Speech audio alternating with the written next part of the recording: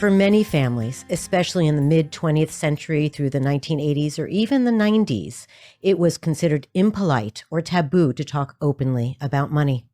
This was certainly true in my family of origin. It was gauche to ask how much something cost or to speak about how much money you made.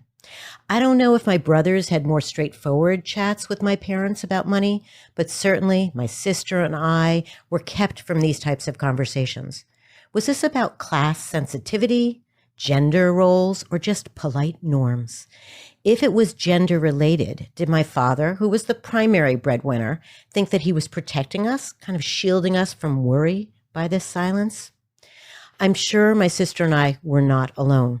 This kind of silence, a lack of financial education and dialogue, only disempowers women, leaving them disconnected and even intimidated by financial matters, more dependent upon male partners for financial decisions, and thus they miss out on wealth-building opportunities.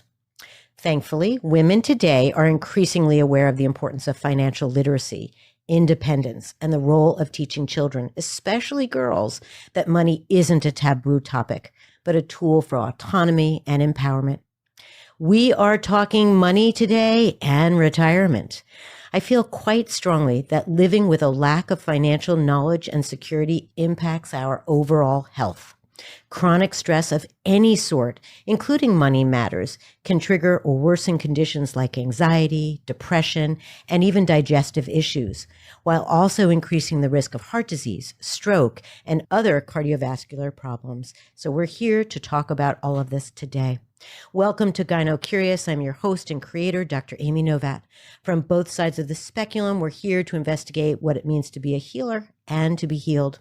Please follow, share, and rate the show. And if you have any questions or concerns, please write to comments@radiofreerhinecliffe.org. And if you want to learn more about my clinical practice, please go to dramynovatt.com for more information. Today, I'm thrilled to welcome Vicki Haak. She's joining us to talk about money and retirement. She's a graduate of Marymount College with a BS in finance and economics.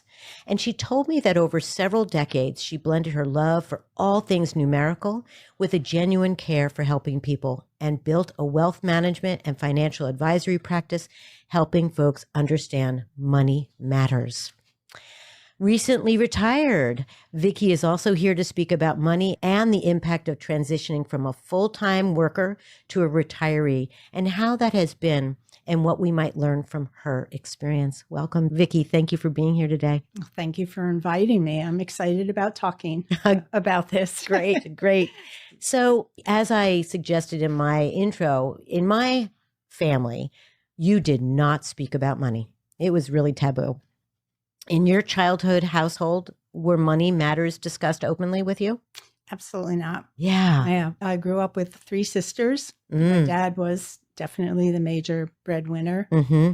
My mom raised us, and money matters were probably, bedroom talk in the sense that, whether it was budgeting or talking about finances, that all occurred outside of raising the 4 of us girls. Yeah. So.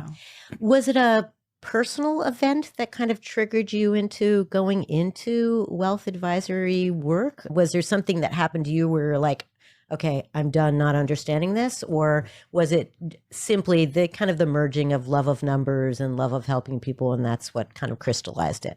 Well, I would have to say that even though my folks didn't necessarily talk to us about it that much, they did instill in us the importance of wealth, however we wanted to define that. And saving. I can remember going to the bank with our little savings passbook and, saving money, having an allowance. And then as we got older, since my dad worked for IBM, he would gift us stock. So we always had that foundation for it. But as I hope to get into it a little deeper, there wasn't that empowerment of owning it, of owning your wealth and being a decision maker as we moved into our own relationships as adults. Yeah. So. Active investors, in fact. Absolutely. Yeah. What is, I know this is going to sound silly, Vicki, but what does wealth mean? Because when you say wealth, the first thing I think about is, oh, someone who's got a lot of money. Mhm. But that's not really necessarily what we're talking about, perhaps. How would you define it? Right. I do use that word a lot. I know that primarily when I would be sitting down speaking with women, and I would use that word wealth. I think initially they were kind of like not taken back, but, kind of caught off guard that I used it, and then thanked me for it, because wealth is whatever amount you have. It's more to me about not the financial value of it, but the respect that you have for the money that you do have, feeling that you have wealth. Yeah. Yeah. Interesting. For me, it translates a bit into kind of the abundance of choice. Mm. That if your money provides you opportunities to make whatever decision you want to make, if you will, that's wealth. That's truly having some safety net, if you will. Yeah, Yeah. that is great, because there is kind of a side note. I really do feel that people come from either abundance or deprivation. And Yep. as far as abundance is concerned, and again, to your point, wealth can help you with the decisions that you choose to make. And respecting your wealth can also help you when decisions are made for you.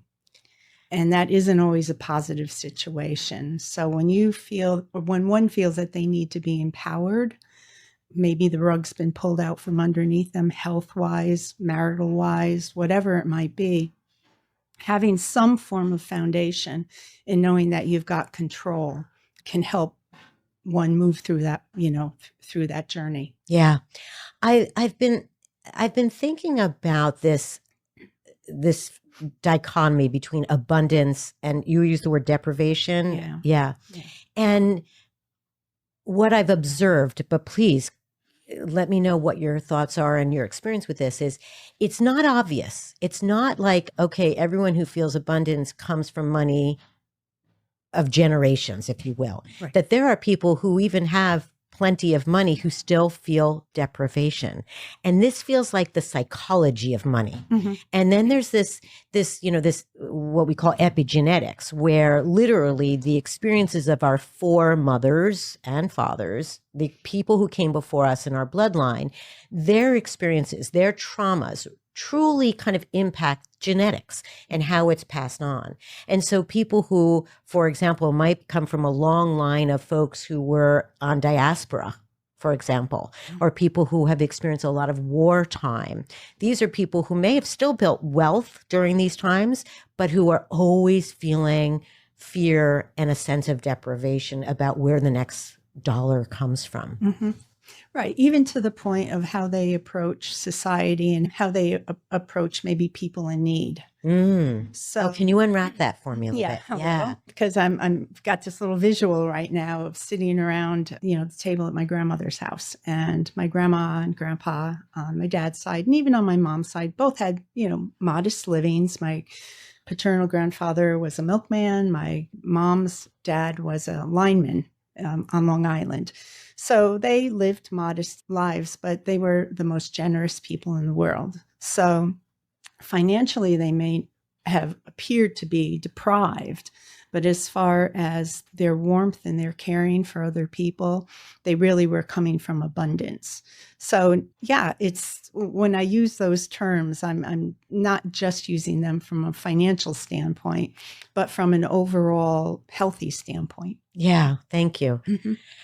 It's so true. If any of you out there have been fortunate enough to have a grandparent, that some of what you're describing is kind of a generational phenomenon, Exactly. Of course, and some of it is that post-war mentality as well. And money is very contextual. I mean, where we are, what we're doing, who we are, where we come from, all of these things impact it. It's not simple, much like the way I see health. Health isn't just, oh, I am not sick today, but where I am in the spectrum of feeling well, not so well, how my sleep is, what I ate last night. Oh, I shouldn't have had 3 drinks last night. I should have had none. Whatever it is, it's a constantly moving experience, if you will. So I just want to go back to when you were training to become a financial advisor. Were there many other women doing this work? Not really. Yeah. And I had started out in an accounting firm and always enjoyed numbers and such, but knew that I could go deeper. And then Marist College had a kind of, meet the CFP night. And I sat there and there was one woman on the panel. And I said to myself, I want to be her. Good for you. Yeah. Yeah. And, I had the good fortune to have the background, from a financial economic background, and then just, probably some of that DNA and some of that familial upbringing, decided that this was a career that would kind of suit all of my needs and that I could, pay it forward. Yeah. Yeah. Yeah. Because I certainly know that when I was, again, growing up and I would meet my parents' friends who are in the world of finance, they were all men. That's for sure. That's for sure. So I imagine many of the large financial institutions, it took some time for them to embrace women in their cohort of planners and investment people. Yep. Yeah. So I just wanted to share with all of you kind of some data. So as of 2023, full-time, year-round working women earned 83% of what their male counterparts earned. So while progress towards full financial equality for women continues, we're not there yet. It was only in the 1960s where women gained the right to open a bank account in their own name. And in 1974, the Equal Credit Opportunity Act was made legal or enacted, which made it illegal to discriminate in lending based on sex or marital status, allowing women to access credit independently. What are your thoughts about this history and this persistent pay inequity? What would we say to those listening about this continued phenomenon? Yeah, you're moving into the wind. And, I felt that in my career. And I think that there was an opportunity for me to be that woman in the man's world. And because there's no gender bias as far as, how I would get compensated, I was insulated from that. But it's mind-boggling that we're still dealing with that. Again, women have to, move into the wind and might be overlooked, for promotions or such because of that, still that gender bias. Yeah. I mean, the expression of leaning in is a popular one. Yeah. And I had a guest last week who was talking about, like staying in the game. Like, she was a physician. As hard as it is to be a doctor in today's world, staying in is so important to get to this place where for her in the world of medicine, she finally had some autonomy and some say and some power.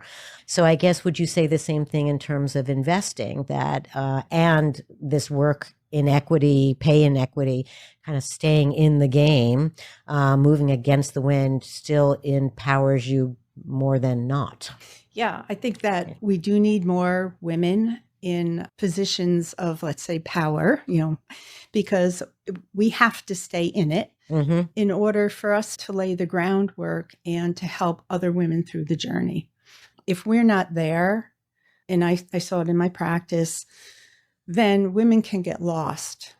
And if they're not fiduciaries, and maybe we'll get into that in a sec, that if they can't act as their own fiduciaries, which is a word we are constantly hearing these days, then there's a big potential that nobody else is going to be out there for them. Yeah. So if there can be some role models out there that, can help them move through these journeys, then it's only going to help to empower them, which hopefully will empower future generations.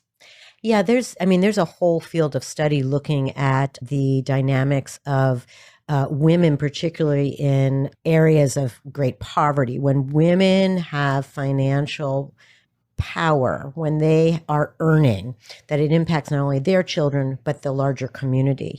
And that's the world of micro loans. That's about particularly giving money to areas like sub-Saharan Africa and Asia and South America, where women have limited means and often they're working out of their homes. And if you can give them a little money to build a business, it impacts the whole community. Right. And I imagine that that's true here, even, here in New York, that if all of us women had the capacity to earn, that would impact our communities as a whole. Yeah, absolutely. Yeah. There's a confidence that's built. So with that confidence, and let's call it abundance again, they're going to go out and maybe feel a little bit more comfortable about, in their world, paying it forward. Yeah. So what is the meaning of fiduciaries?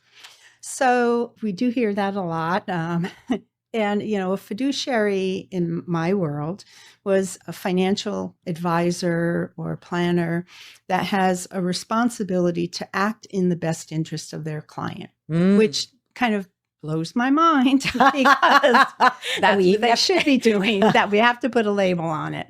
But it's actually a requirement if one has a certain certification and manages money in a specific way as a planner or advisor. So, to kind of back into that term, that there are great advisors out there. Not everybody is in tune to wanting to have someone help them plan or have an advisory relationship. But the first fiduciary has to be yourself. You have to be acting in your own best interest. And as absurd as that sounds, in my experience, I saw far too many women who wouldn't come to the planning meetings or the review meetings, that, basically just kind of stuck their fingers in their ears and said, my husband is going to take care of it. And it unfortunately is all kind of gender related. And passing that responsibility off or absolutely ignoring it and allowing someone else to manage that for them. And there were, unfortunately, a good number of times where that really hurt the female partner. Yeah. So, pardon us for being heteronormative here, but it's interesting how prevalent that is. I mean, again, what I was reading was, well, first of all, women live longer lives mostly than men. So there's that time in women's lives where, guess what? You got to be your own fiduciary advisor, because if you've been married to or partnered with a guy for so long and he's now dead, you got to know what's going on. Yep. The second is, I was curious, it felt like, and I didn't know if this perception was real or not. This is why I looked it up. Like there were more and more women I was meeting who were in fact, the primary breadwinners in their heterosexual relationships. And I wondered, is it just my scope, my point of view, or is that true? And what I learned was, according to the Pew Research Center, in 2022, 16% of heterosexual couples had wives who were the sole or primary breadwinner. This was up from just 5% in 1972. Only 16%. Yeah. I mean, I was shocked by that. Does that shock you, or is that kind of your living experience as well? I'd have to say that was, while it's shocking and disappointing, yes, that it would. I would say that was in let's say marriages or long-term relationships, that probably was a normal percentage. Yeah. Did you have, I guess as your practice grew, did you find there were more women coming to see you as a woman, or were men equally, willing to give up the power or give up their secrets about money as well? I did benefit from, being a woman and having a fair amount of, let's say, single women, come to me feeling comfortable in an environment where they weren't going to be talked down to. Yeah. And it's unfortunate because there are a lot of great male advisors out there. Sure. And I think it just became, just kind of a common type of approach to managing a meeting.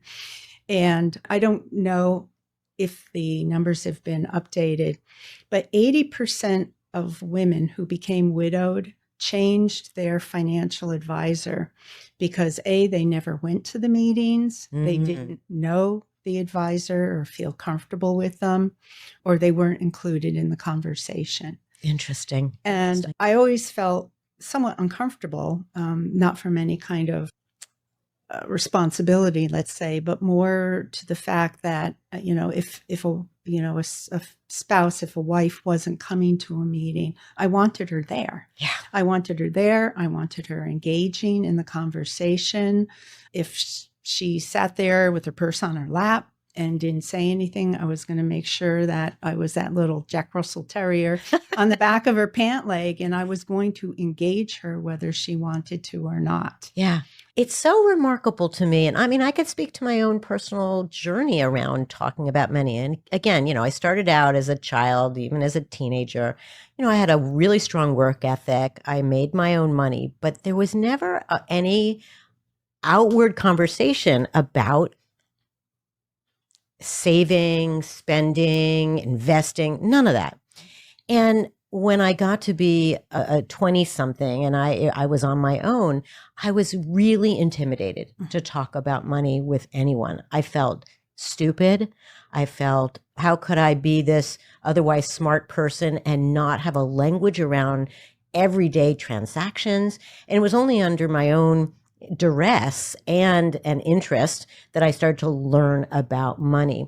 Although I'd say even today, am I an expert? Far from it. I have a better sense of it. But what I've really begun to explore is my own feelings of stress around it, my own psychology around it, which, is one of the reasons I asked that you speak with me today, because I'm here to talk about health matters, right? This is what GynoCurious is all about. And I have a lot of guests that people I'm sure out there are listening and like, why is she talking to that person? What's that got to do with health? I think so many aspects of our world do impact how we feel. And again, when I mentioned earlier, when we are stressed, and particularly prolonged stress, and we're releasing all this cortisol and all these other stress hormones, the body's response to this long period of time can impact our health and health conditions. Digestive problems, weight gain, anxiety, depression, headaches, sleep. Oh my God, big sleep issues, memory, concentration. If I'm worried about if I can pay the rent, you can bet I'm not concentrating on my job. Mm-hmm. High blood pressure, heart disease, stroke. I mean, these are all common problems. I have no doubt that stress contributes to cancer. So how would you speak to people? How would you let them know that, one, ignorance was okay, we're here to learn. Mm-hmm. Two, that, how does one reduce stress around money matters, even if there's abundance and wealth, so to speak? I'm asking a lot of questions, but it's all about, how would you suggest that we de-stress around this issue? That's the $1 million question. Yeah, it is. Yeah. I would absolutely agree that if one is stressing about money, then to your point, they're not sleeping. Yeah. If they're stressing about money, they're not, as you said, focusing on where they are at that moment. They've got one person talking in their head and they're trying to take care of something. Yeah. And they might not feel the strength, emotional, physical, financial, to make some hard decisions. They're being in an abusive relationship or just a sour relationship, just growing out of it and not feeling financially comfortable. It's easy for me to say it because I think I'm a driver and a little bit of a control freak, but it's about... I'm a big control freak. I'll put that out there just to let you know. You got to own it. And that's so easy to say, but just owning, whatever it is, having an understanding of, simple things like a budget, not having an understanding of every type of stock, bond, municipal fund that's out there, but just having an understanding of where you're at. And maybe, if I've got an issue physically, I'm going to a doctor. I'm going to somebody who can help me with that. Both respectable careers, but maybe going to a female financial advisor, going to a financial counselor, someone who can just walk you through the confusion or the, not understanding, the financial issues that you might be going through, just to pull back some of that fear. Yeah. Vicki, do you have to pay? Does somebody out there listening who's thinking, gosh, maybe I got to find a financial advisor? Are they supposed to be paying a financial advisor? Who pays the financial advisor for their work? Well, if the individual is, as we mentioned before, a fiduciary, there is a fee that goes along with it. Okay. And I'm sure that there are different resources out there for individuals who might, be kind of at a ground level. And there are going to be financial advisors that are going to work with individuals, moving through that whole process. But I'm sure that there are folks out there that do this as a service. Right. Yeah. I'm curious, do you think AI is going to provide appropriate information for people? So if one were to type in, I'm sure if you type in, what is a stock, what is a bond, you're going to get information around that. Right. But a more complex conversation around, should I put my money in stocks versus bonds? I wonder if AI is going to generate information that is appropriate and good. I would hesitate to say yes. Yeah. Because what I found is in my practice and in, other financial advisory practices that I've, worked with and aligned with, that it's about relationship. So not only is it about the individual and their relationship with money, but it's also about the relationship that one is building with that advisor or whomever they might be working with. Yeah, I love that you brought that up, because in a way that's very much like the experience with a physician. Mm-hmm. You can go to a doctor you don't know and you're reluctant to say, oh, I don't know, my vulva itch. You're talking about, your mammogram and your pap smear and all these other things that you have language for, but you don't really have language to describe more intimate phenomenon that's going on. Mm-hmm. But with time with that doctor, getting to know that person, hearing how they respond to a question, or do they make you feel dumb or do they just empower you with information, is exactly the same as the relationship you're describing, right? Right. So I walk into your office and I feel ignorant and really unaware of how to deal with money.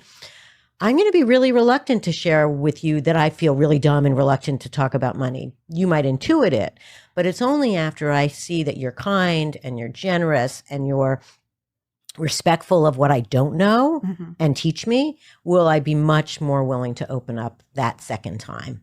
Yeah. And I've had the good fortune to have the experience to pretty much target individuals, and, they'll come and feel out the situation and the relationship. And then it becomes a matter of a dialogue. Yeah. And building that confidence. Also, from the individual that might have some wealth, let's say financial wealth, there's also that imposter syndrome. So the individual, there are going to be individuals who might not want to talk about money because they're afraid of it, but they know, that they've got to talk to somebody about it. Right. Similar to that itch. But then there are going to be those individuals that are going to come in and they're going to stick their toe in the water, but they're almost going to feel embarrassed, shamed that they are financially comfortable, but they don't know how to approach that, maybe that little abundance of wealth that they do have. So it's fascinating. Yeah. Fascinating. Yeah. And I wonder, I can't help, I tend to be very gender focused here, but, I wonder how much that's gender related. Like, are there more men who walk in and say, I've got, $1,000 and they're proud of it and there's no imposter syndrome going on there, versus a woman who may have 2,000 and says, I don't know how, is reluctant to admit to that abundance? Yeah. Tongue in cheek. The male might come in and say, I have $1,000. And this is very general. Of course. These are all And generalizations. so I'm going to tell you what I think you should be telling me.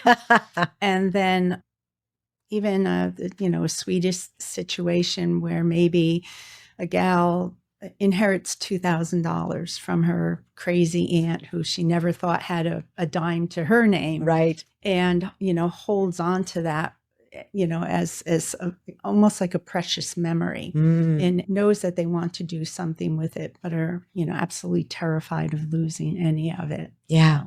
So it is gender related. Yeah. But again, it's also the psychology is so fascinating, right? Yeah. The way that we embrace money, discard money, feel about money. It's all deeply psychological. Yeah. And which doesn't mean that there's not room for learning and change and healing from some of the shame we might feel or the imposter syndrome that you might walk in initially with. But yeah. It's so interesting because, it strikes me that in many ways you're talking about being kind of a therapist during these encounters with your clients, not just talking about, again, stocks and bonds, but how are you interfacing with the money in your pocket or the lack thereof? And how can I help you move through that, whether it's joy or fear or embarrassment or shame? Yeah, absolutely. Yeah.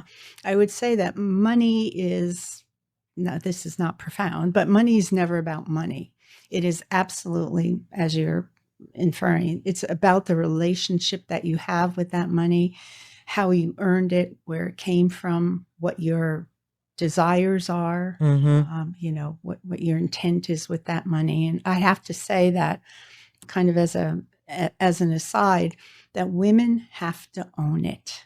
They, no matter how uncomfortable it is, they have to own it. Yeah. And they can't, the same way, if there was an issue physically, they could have their partner come with them into the doctor's office, but they're still going to be responsible for how they take care of their body.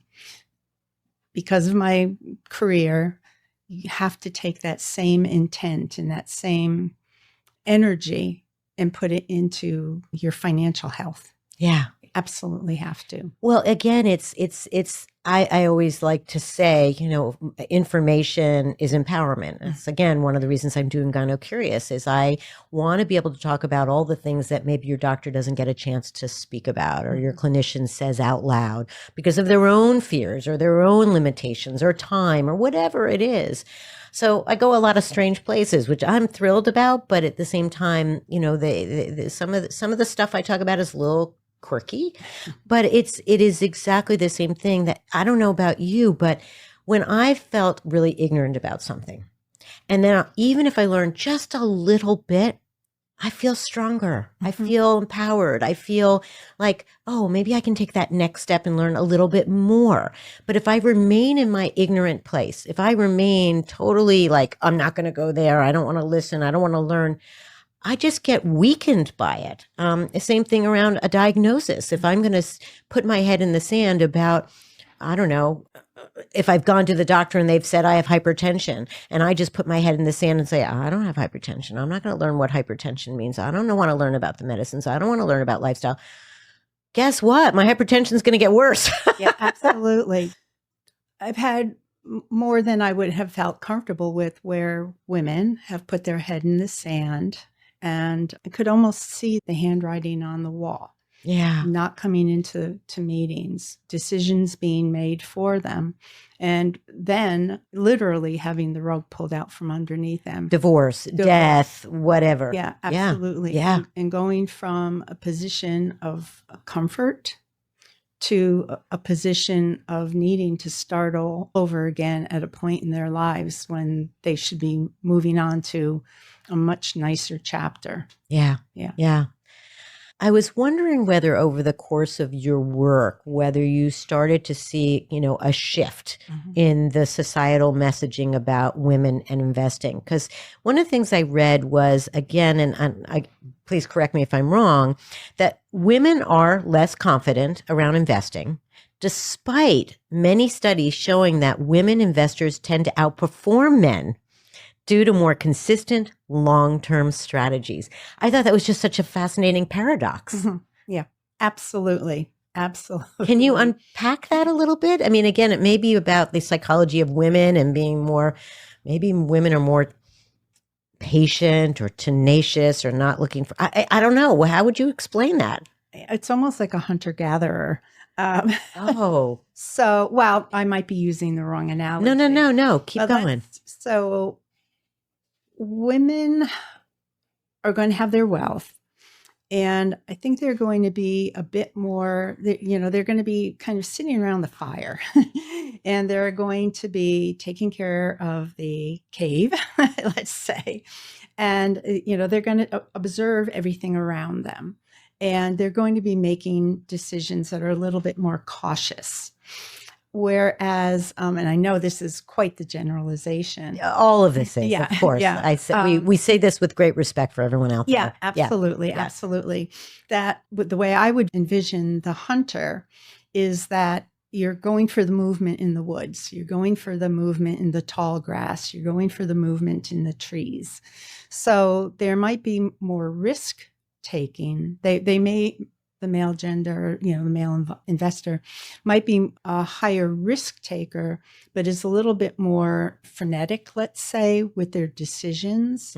Whereas with the women that I worked with, we would have a little pot, let's say, that we would, have a little bit of risk. We might pull out a couple of $1,000 and we might invest it in something risky. But I can promise you that the other 49,000 or 199,000 or whatever was really more of a Clydesdale than a racehorse. So, yeah. So I have to admit to my own poor money, pardon me, that was a great Freudian slip, time management. Okay. I was hoping that we would talk about retirement and your transition today, but we're actually running out of time. Okay. So I'm going to, with your permission, I'm going to ask that you come back. Okay. And we're going to talk about this transition from being a full-time worker to a retiree. And there are many people listening who are in this place. So I want to talk about how that strokes your ego or lack thereof and how that feels for you from a financial point of view. You've been accustomed to making money every day. All of a sudden, money's not coming in other than, maybe Social Security, which we need to talk about. Yeah. So with your permission, I'm going to kind of close us off here. I think you've done, you've shared so much with us. So thank you.